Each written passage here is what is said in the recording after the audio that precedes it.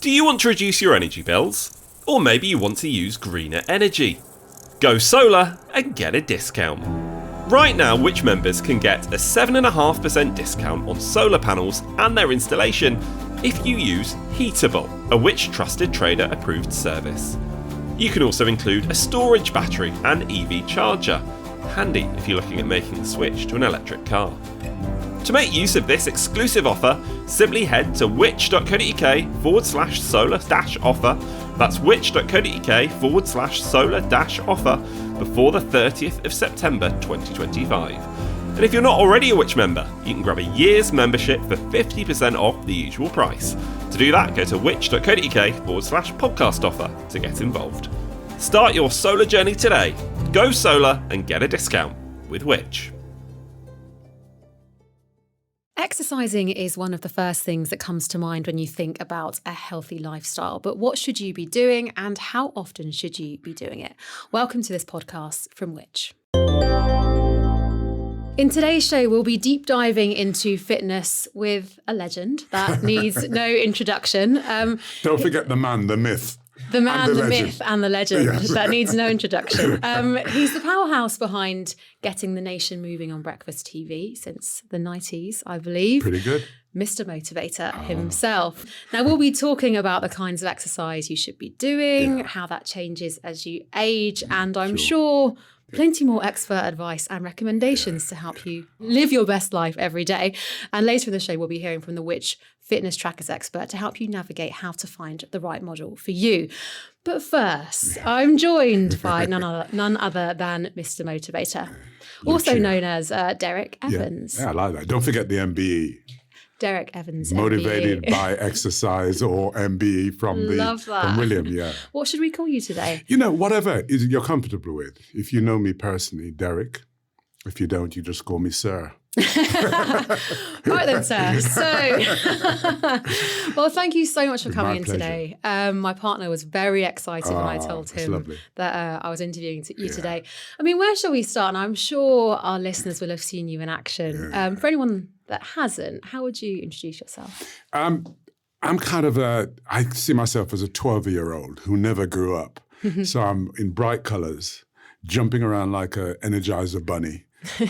Always have a lot of energy, a lot of color, a lot of great music, wonderful attitude. And this is me speaking highly of myself. A very low ego. Well, that's what we like to hear. But really having a good time of life. And in fact, I want to share that with people, not only in terms of words, but in terms of movement and everything else, because movement is medicine. Well, this is the first time I've met you, and I have to say you're exactly how I thought you would be, from the iconic outfits, the bright, the liveliness, the bright personality. So I'm sure our listeners will remember you and still know you as somebody who's woken them up in the morning.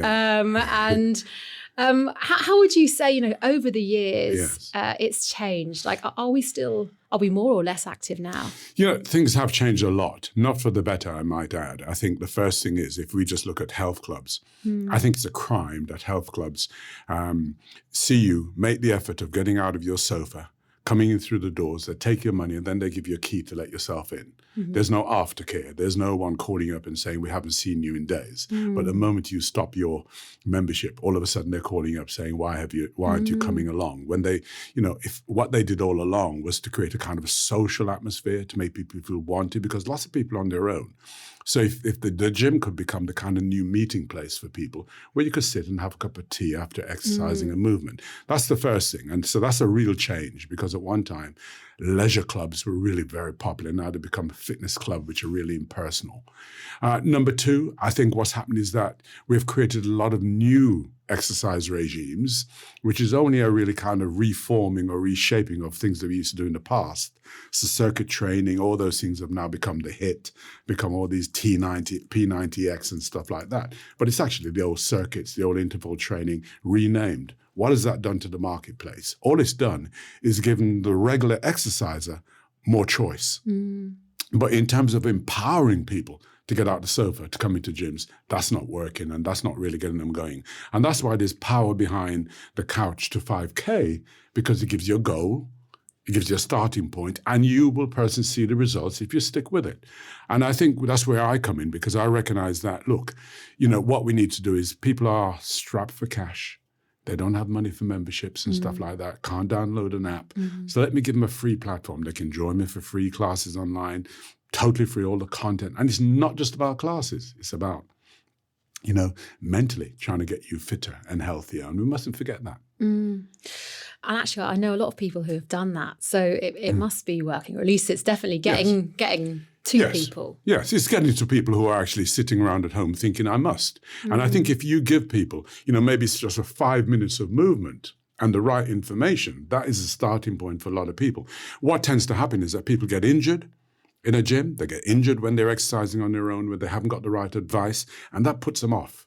So my aim is to make sure that whatever they're doing is done safely. And in doing it safely, they then will continue without getting injured. Shall we start talking then about the kinds of stuff we should be doing and how often? I mean, where would you want to start here? Well, you know what? I mean, we talk about getting older, and every one of us must go through that wonderful circle of life. Now, whatever you do now is a foundation stone for how you're going to be for later on. Now, I work a lot with older people. I do some cruises where we have some huge classes. On the biggest room on the ship, we'll have 200, 250 people, 70 years of age and older. And when you give them the confidence to be able to stand up straight, to work on their balance, their flexibility, their movement, to get their old fast twitch fibers going again, muscle fibers going again, all of a sudden you get tremendous results from them, and they then feel confident.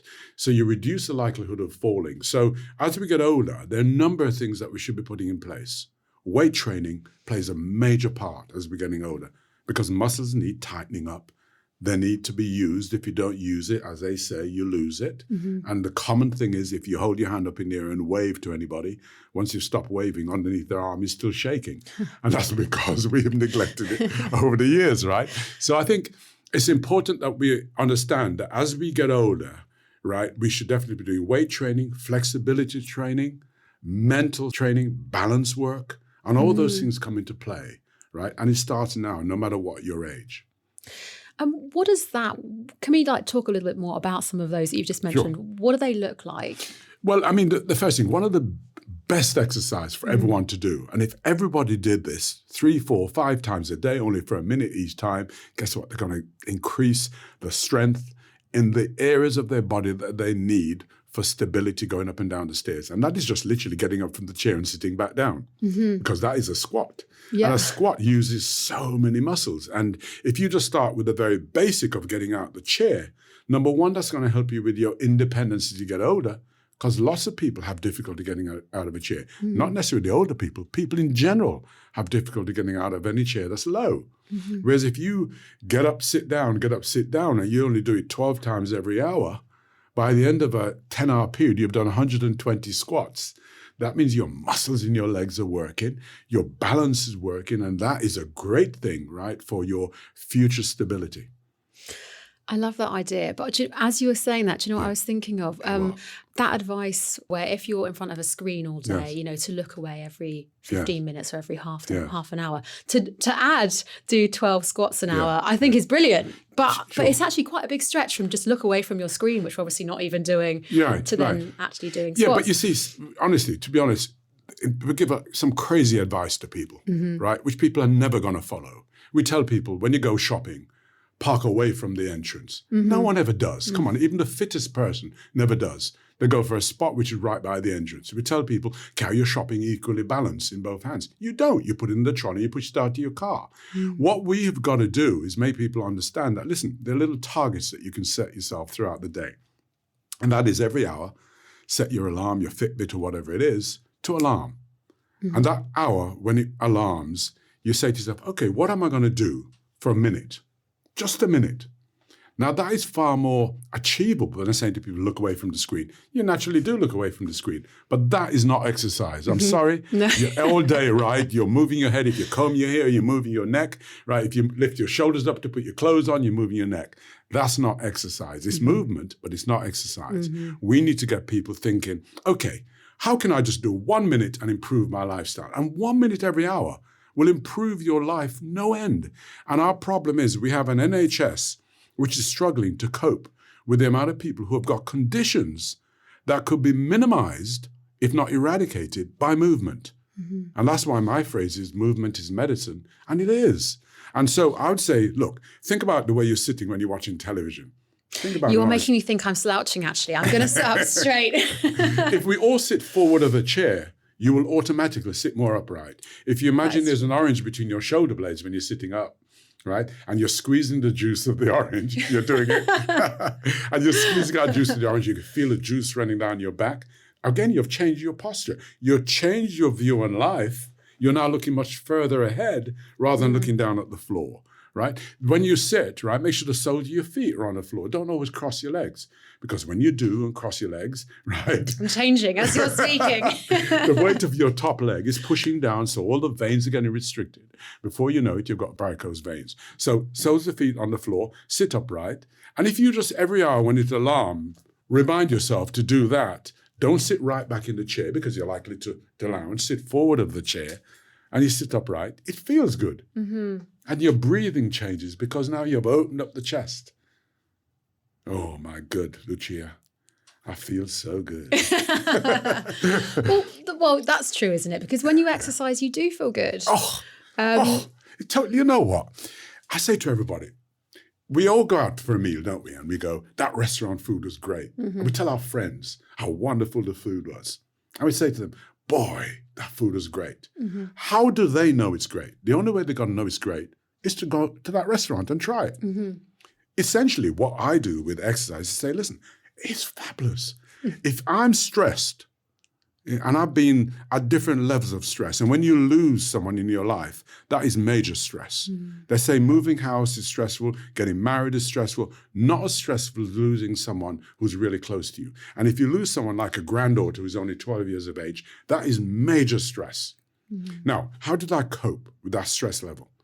I coped with it in two ways. One was to go and exercise. And automatically, it's like a cloud lifted and I could see through the cloud and I could see light shining through and I felt good and I could work towards that light. That was the first thing. The second thing I did, right, was I actually said to myself, let me look at the values I have in my life. Let me look at all the things that make me blessed. And in particular, an older person, you've got a history of so many things that make you blessed. And if you've got to a nice, ripe old age, stand up for a moment, just look in that mirror and be proud of who you are and tell yourself you're fabulous. And if you start putting these positive affirmations in place, what does that do to you? It makes you feel good. It makes you want to get up the next day. It makes you cope with the stresses of life, Lucia. And also, if you're close to the edge, I say to you this, every autumn, those trees out there lose their leaves.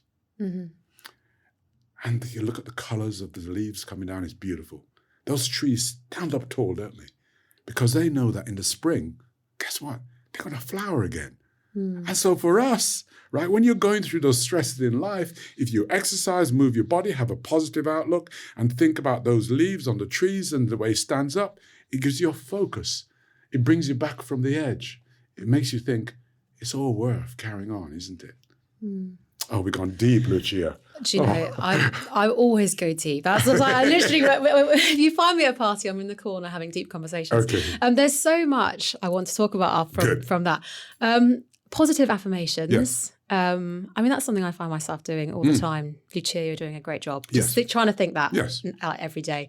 And that's so linked to exercise as well, isn't it? Yes. I did a marathon. Just one marathon. I don't think I'll ever do one again, but I just did it. And actually it got me out of, I kind of went from 5Ks to a marathon off the back of some kind of anxiousness. I just started running. Some stresses. And having a mantra really helped. Because it's so linked, isn't it? The mental and the physical. Absolutely right. And, you know, we can learn so much from, for example, disabled athletes.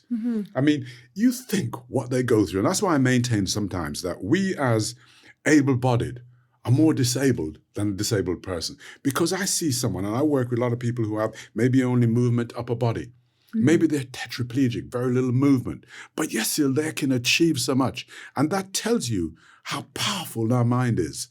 That if you've got that in place, you're on your way. And you talk to any marathon runner, you talk to someone who's a sprinter, if their mind is not on song that particular day, their performance is totally jeopardized. They're not going to do well. And so what do we need to do? to actually get ourselves mentally fit. We need to practice being positive. We need to stop using words like maybe. I'm going to try. I'm going to try and do it. I can do it. Yeah. I'm great. I'm fabulous. I'm terrific. I feel good. Right? Rather, if you ask someone how are they, I guarantee they're going to say, yeah, I'm all right. Yeah, I'm all right is nothing. If you ask me how am I, I'm going to tell you, hey, I'm feeling really great. I'm fabulous. Even if I don't feel it, because we do gravitate to our dominant thought. So if you're saying to yourself, I feel great, guess what? That's how you're going to start feeling. And you will transmit that to everybody you meet. You walk into the office, your shoulders will be back. You walk into the room, you're taking control of the room. Whereas if you go in with your shoulders down, looking down at the floor, everybody knows who you are and where you're feeling, and they're never interested. Whereas if you come in with your chest is up and a smile on your face, they go, what did you have last night? I want some of what you're having. See how infectious that is? And I just keep thinking about the orange in between the shoulders. Every time you're saying stand up right. Absolutely. Can we go back to something you said earlier about movement as medicine? Yes. Maybe if you could give us, or start giving us some examples of the types of movement, particular ones that stand out as being like medicine to you. Yeah, I mean, let me tell you this. I as I said, I work with a lot of people who are older than 70 on these cruise ships. I do about 7 cruises a year for this company. And our classes are packed with over 70s. Most of them feel neglected because they go along to the physio to get given a piece of paper of exercises, and by the time they've got home, they've forgotten how to do it. No one cares about them. We've seen what happened in lockdown, how in fact, people were neglected, right, at the older age group. For them, they need reassurance, right, that they could be all right, that they could stand up and not fall over. So there's lots of things that I talk to them about. I talk to them about how you stand, legs slightly apart, right? Make sure your weight is in the middle, right? Always focusing on, don't stand on one hip, right? Which could be a cast back to when they had children. They always carried the child on the hip, so the spine is out of line. We do lots of quick movement. Quick movement is really important for the older person because those quick movements train the muscle fibers, the fast twitch, to ensure that if they have to react quickly, if they're falling, they can react quickly. Legs go into place, hands move into place. We do a lot of things to do with cognitive skills, which is a lot of coordination. You punch forward the left hand, right hand, you punch forward. So single, and then both together. A lot of that kind of work, which again is training the mind to actually be able to react and get the cognitive skills going. But one of the most important things to say to people, when you walk, so you don't stub your toe, think heel toe. If you think heel toe every time you walk, you're rolling from the heel to the toe as you walk. Again, you're in a wonderful position to ensure that you reduce the likelihood of falling. Now, to younger people, those messages don't mean a thing. They're not interested because as far as they're concerned, they're invincible. But as each decade goes by, our body changes.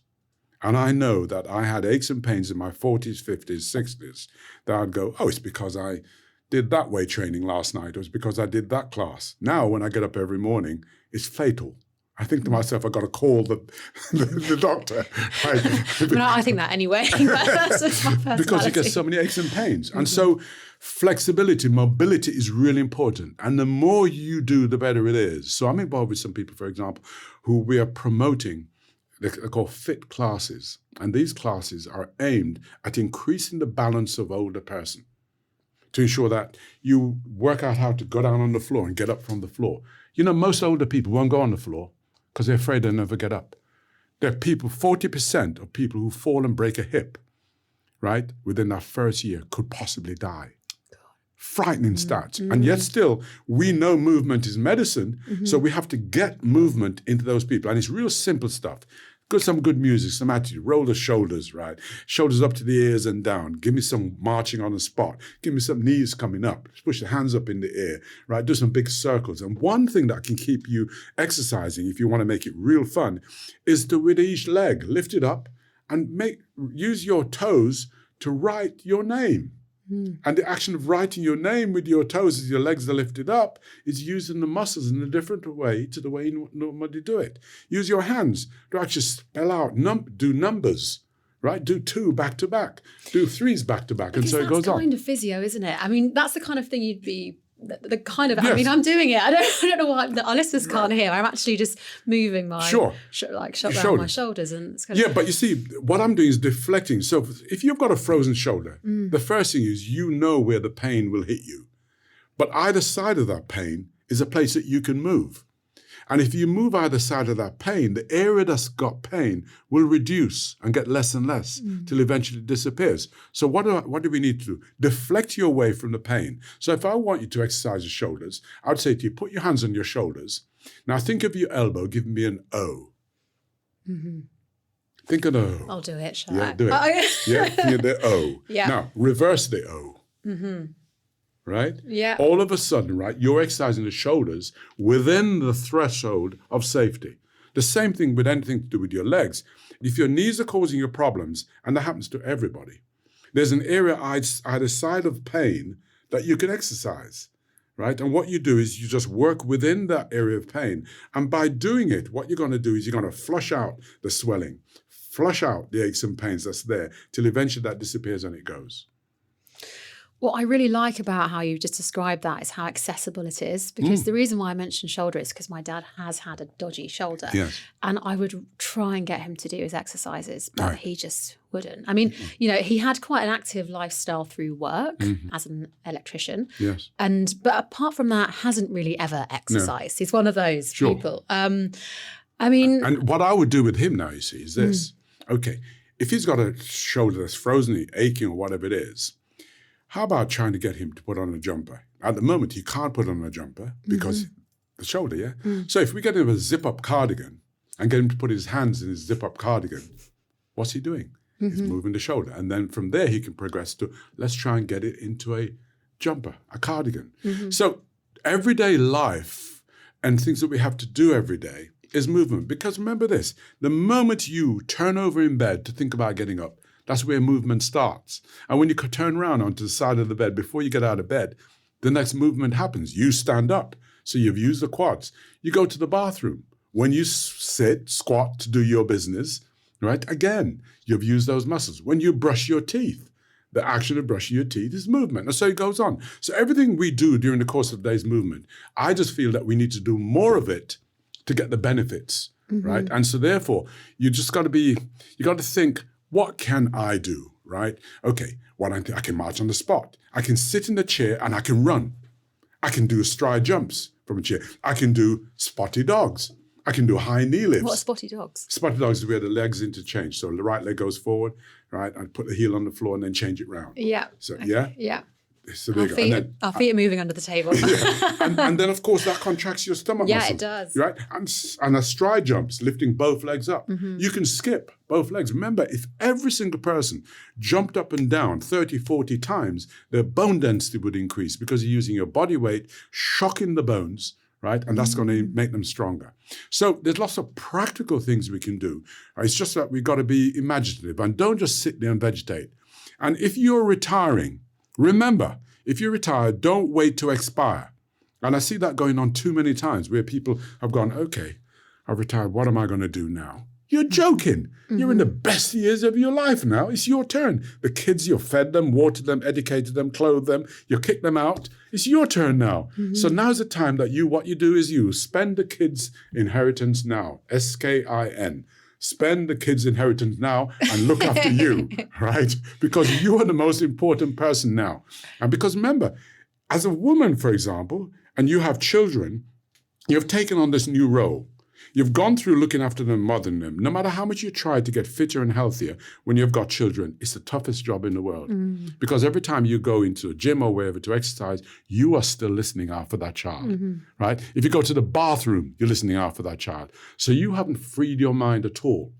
But there comes a point when the devils leave and they only come around occasionally with the shopping bags to empty your larder, right? All the period in between, it's your turn, is when you look after you. Cool. And so I'm good at this. Oh, you're giving me motivation. I feel like we should go and exercise after this, everybody, shall we? Would you say then people are getting better at listening to this motivation and being No, they're not, Lucia. No, they're not. We have serious obesity problems in this country. And obesity should be classified as a medical condition because there are lots of people who, medically, right, no fault of their own, have that to deal with. But the majority of us have a choice. We have diabetes level, which is through the roof. What we have is government who goes, okay, let's penalize companies and make them, reduce the amount of sugar and stuff. But if you reduce the amount of sugar, people are likely just to have more of the thing anyhow. Reduce the size of bottles you can buy, people buy a lot more bottles. What we need to do is to empower people to look after themselves. That's the focus, right? And also, we need to stop saying, here's a drug that everybody should take. That drug is specific to people with a condition they've got to deal with. So therefore, what we should be doing is, okay, how can we encourage people to get more active? Don't give them incentives that say, here's some tickets to the theatre if you do well. No. Don't, here's some tickets to go on and have a meal. No, that's not it, right? I believe that what we should do is giving them incentives. So maybe they get money off things that are healthy, right? So you're encouraging them. But also I think what we need to do is we need a czar of fitness. I could be applying for that job. A czar of fitness, so that we try and inspire people and make them understand. The difference between school and life is this. At school, you're taught a lesson and given a test. But life has a way in which it tests you, right, which teaches you a lesson. And we all know the lesson of neglect. We all know it, right? We see it. We see it around us. We see people walking along where they're shuffling. We see people who are falling. By the way, if someone falls in front of you, do not rush to help them. That's the worst thing you can do. You create more damage. If someone falls, sit by them, reassure them, ask them to check themselves, make sure nothing is broken, make sure nothing's aching. And then if they're okay, then they get up. If they're not okay, leave them where they are. Right, that's important. That's another talk we do, on falls, what people should do. So I'm saying to you that we need to empower people to make them understand that if you take control of your life, your health, your fitness, and look after it, and don't rely on government to put policies in place, then you're on the right road. And also, you're setting an example to your children, your grandchildren. Every one of us want to be around to play with our grandkids. So therefore, start now looking after yourself. Lucia. So many pearls of wisdom in today's show. Again, there's a few things I want to talk about from that. But let's go back to falls first, shall we? Are there, that this might be a worry that some people have, or that, they're just thinking, how can I prevent this? What advice would you give? There's one of the best ways of preventing falls is to get as active as you can. So that way you can react when you're going to fall, right? All too often, because the muscles have withered away, your balance is off, so you're going to fall. And when you fall, you can't react quickly enough to grab something or to put a leg in place. So we're doing lots and lots of classes where we teach people across the country. In fact, we're working with physiotherapists. Teaching physiotherapists, it's a one-day course where they learn how to set up their own classes, where people come to them once a week to learn the very basics. But there's certain things that people should do in their home right now. The first thing you do, if you've got stairs, is downstairs, put a blanket, put a pillow, maybe a bottle of water underneath the settee. And the reason for that being there is if you were to fall downstairs, you're going to crawl to where that is and cover yourself to keep warm. Because often you could be in a state of shock. And we want to keep you warm, keep you hydrated. Everybody should have either a phone or they should have a friend where they have an arrangement with is every other day you call me, Joan, and I'll call you on the days in between. And we make a fact of calling each other at 3:00 or whatever it is to check if we're okay. Because I was recently doing a talk where, in fact, a lady had been on the floor for 3 days. 3 days.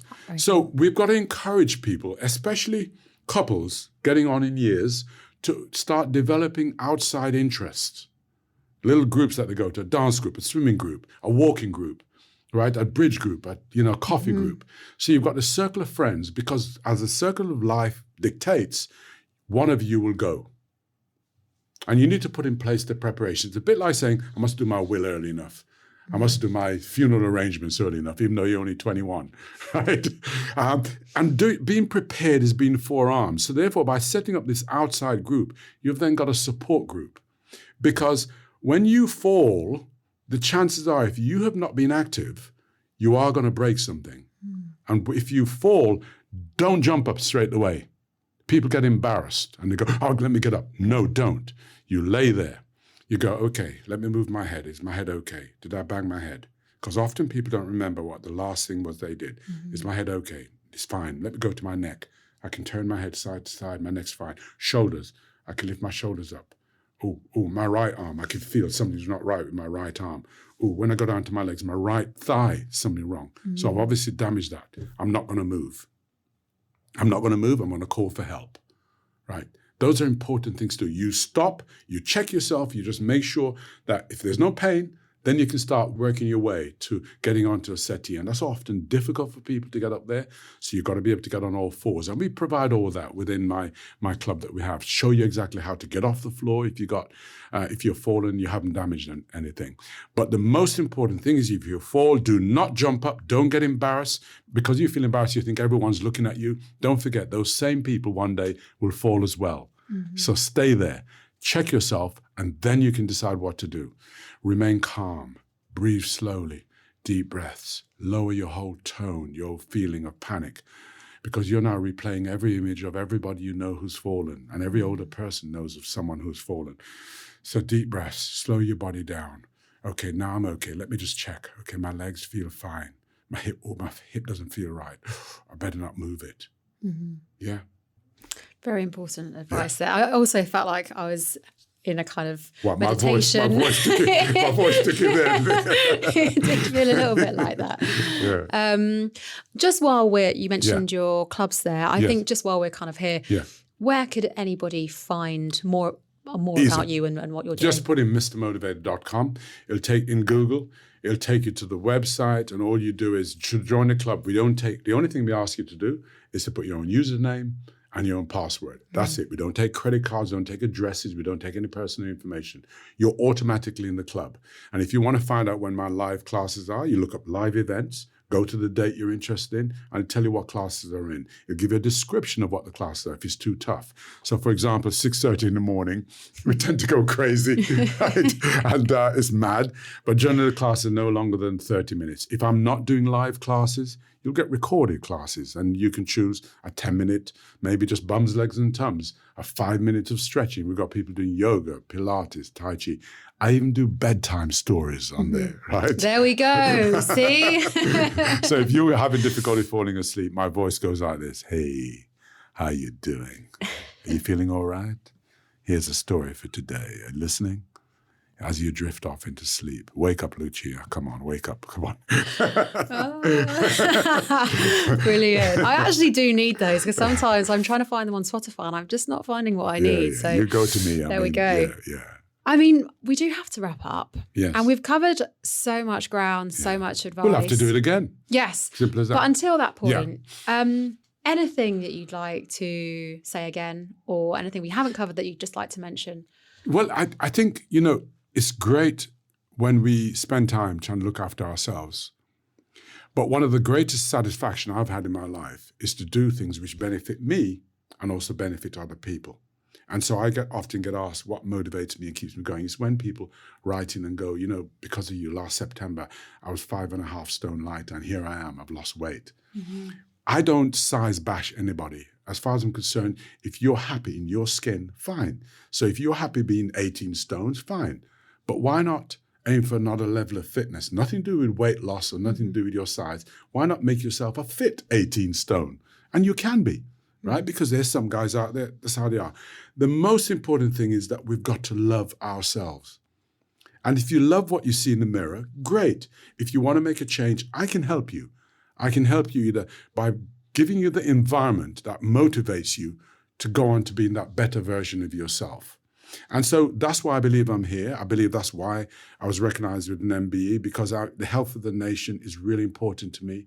And I believe if we all took charge of it, we'd be setting an example not only to our kids, our grandkids, but to our work colleagues. And the greatest gift that you can give yourself and all your work colleagues, your friends, is an independent, healthier you.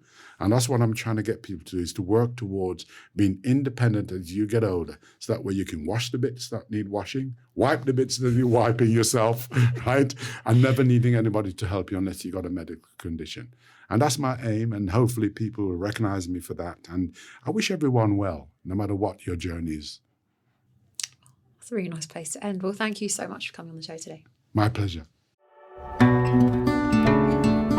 Saving for retirement can feel daunting. The same goes for managing your money once you've stopped working. That's why we've created an 8-week newsletter series breaking down what you need to consider both pre and post-retirement, into bite-sized chunks. If you sign up to our free retirement newsletters, for 8 weeks we'll send you an email full of expert guidance to help you take control of your retirement planning and give you the confidence to make smart decisions. We'll help you get to grips with your pension, teach you how to boost your income, and explain more about care options. It doesn't matter when you sign up either.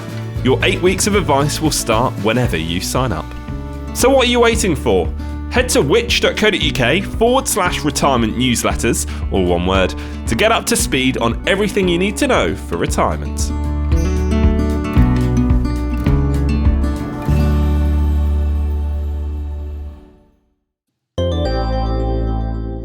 Welcome back. Now, we're here to talk about fitness trackers, and I've got with me our Which's very own Amy Axworthy. Hello, Amy. Hi, thank you for having me. Well, thank you so much for joining us. You're the fitness trackers expert at Which, and we've just talked about all things exercise, body, and mental health.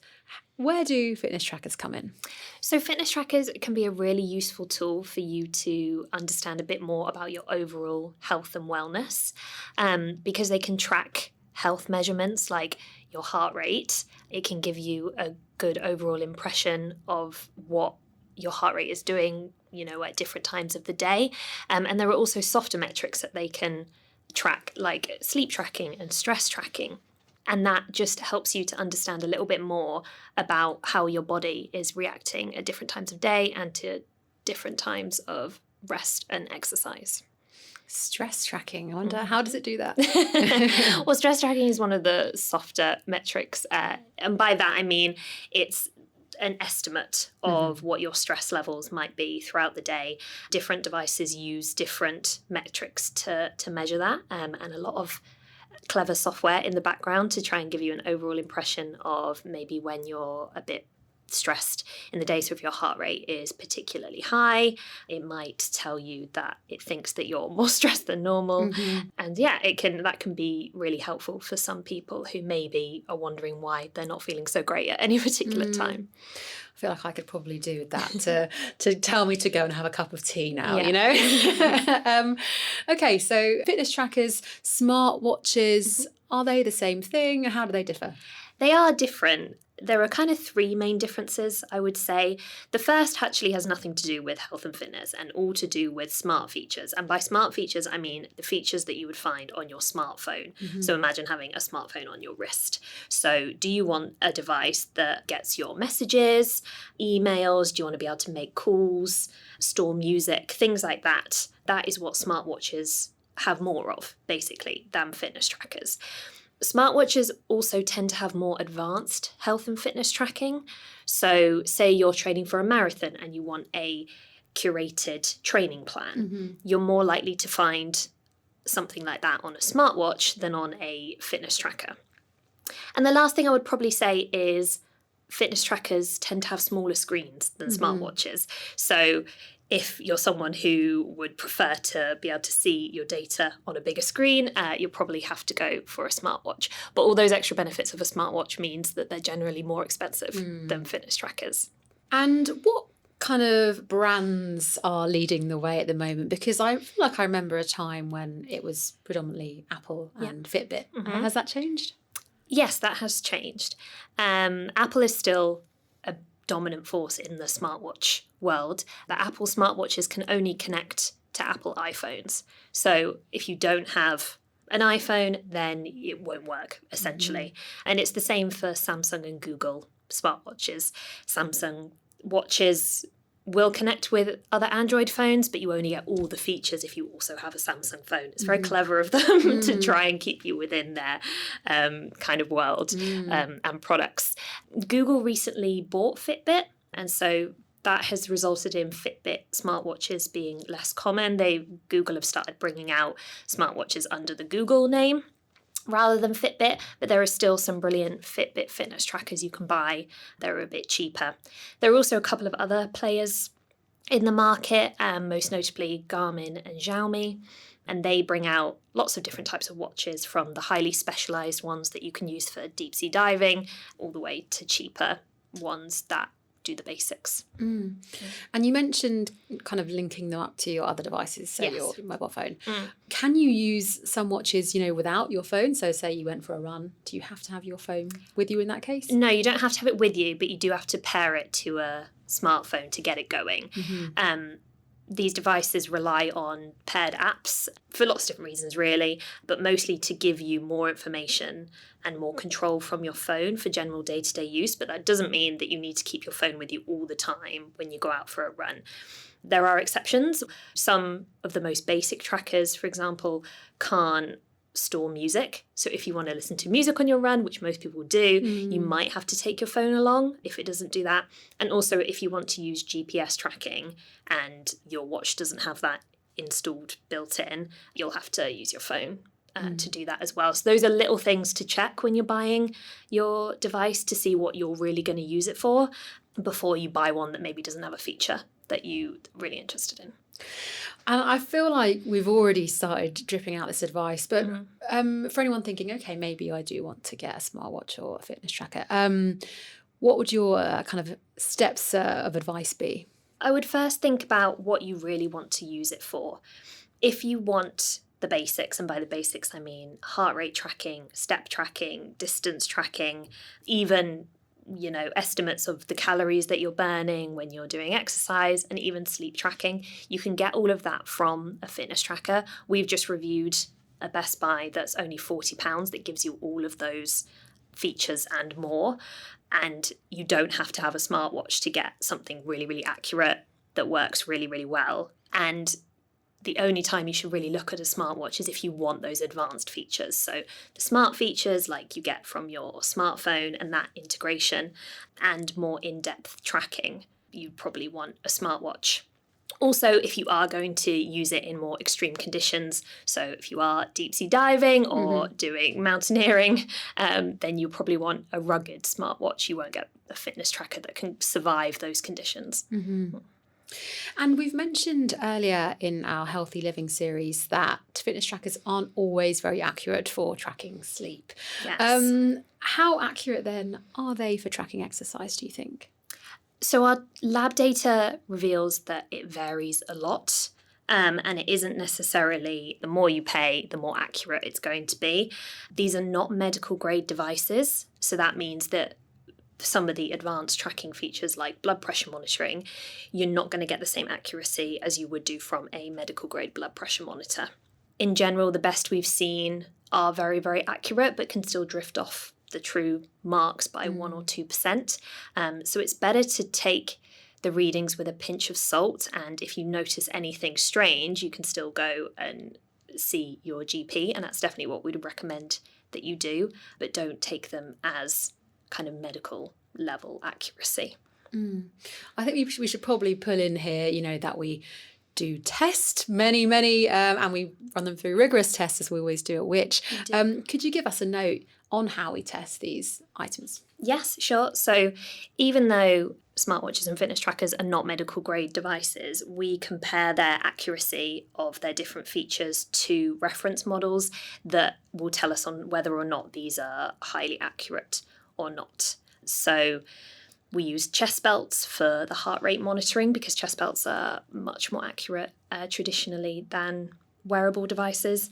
And we do that in a few different scenarios. So we do that when a test subject is resting, when they're doing low intensity exercise, when they're doing high intensity exercise, lots of different scenarios to give you an overall impression of accuracy. And that's just one of the many accuracy tests that we do. If it's got a pulse oximeter, we test that. If it's got a blood pressure monitor, we test that. There is so much that we do to make sure that the core features on these devices are accurate. And in terms of, how long they might last you, is that something also that you test or you can give any kind of advice on? Yeah, we do have some reliability data from user surveys and that's real people who have had these products, and they tell us how long they've lasted. In general, fitness trackers and smartwatches are not as durable as the other tech products people have in their lives. They generally don't last as long as a laptop or a mobile phone. They are newer products, which is part of it, and they have to go through a lot of everyday stresses being on your wrist all the time. But in general, the quality of these devices has got better. They're made out of more durable materials, they have higher water resistance ratings, and things like the strap that can often degrade quicker over time, they're really easy to replace and not too expensive. So they're definitely more durable than they ever have been. All brilliant advice. And if you're a Which member, you can access all of these results. And podcast listeners, you can also sign up and get 50% off a membership if you just go to which.co.uk/podcast offer. Amy, we've covered a lot of ground already. I suppose just any kind of final notes for anybody who might be still thinking about it, or any other advice you might have. So the brilliant thing about fitness trackers and smartwatches is that they can tell you something you didn't already know about your health and wellness. And they can tell you that instantly. Data comes through on your phone or on the watch itself, and you can see graphs of your activity from, perhaps what your heart rate is doing throughout the day or at different times of exercise, as well as estimates of your sleep tracking. It can just give you a really holistic view of your activity throughout the day, and that's something that you can't get from GP appointments and things like that. So though these are not medical devices and you can't go into huge depth of your data, they can be a great starting point for understanding your body better and maybe what it needs. And yeah, I would say for anyone to go for it, and you don't have to spend a lot of money. You do not have to buy an expensive Apple Watch to get a really, really good device. We've just recently reviewed our cheapest Best Buy smartwatch that was under £100 and Best Buy fitness tracker that's just £40. So you don't have to go to the big expensive brands to get what you need. Thank you. Well, thank you so much for joining us today, Amy. Thank you for having me.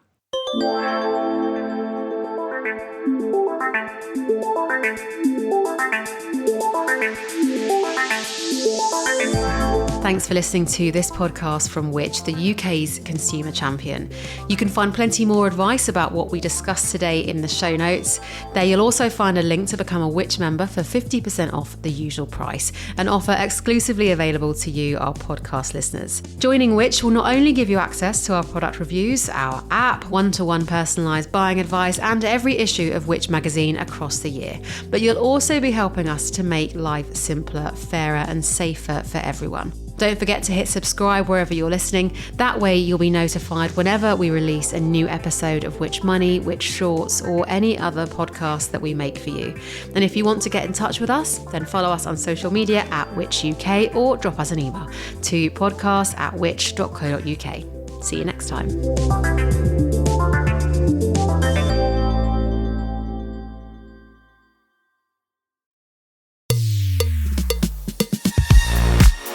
If you're enjoying this podcast from us here at Which, then why not become a Which member? Right now, we've got a special offer, especially for podcast listeners, meaning you can choose any of our 3 membership tiers for 50% off the usual price. Starting at just £39.50 for a full year, you can get Which magazine delivered direct to your door. For the same price, you could also choose a digital Which subscription, giving you access to all of our product reviews, the Which app, and the digital edition of Which magazine. What's more, you'll also be able to use the Ask Which service for personalised one-to-one buying advice. Or why not get a full access Which subscription for just £49.50 for a full year? Don't forget, that's 50% off the usual price. To join Which or to find out more, just head to which.co.uk/podcast offer. That's which.co.uk/podcast offer, or click the link in the description for today's podcast for 50% off a Which annual subscription.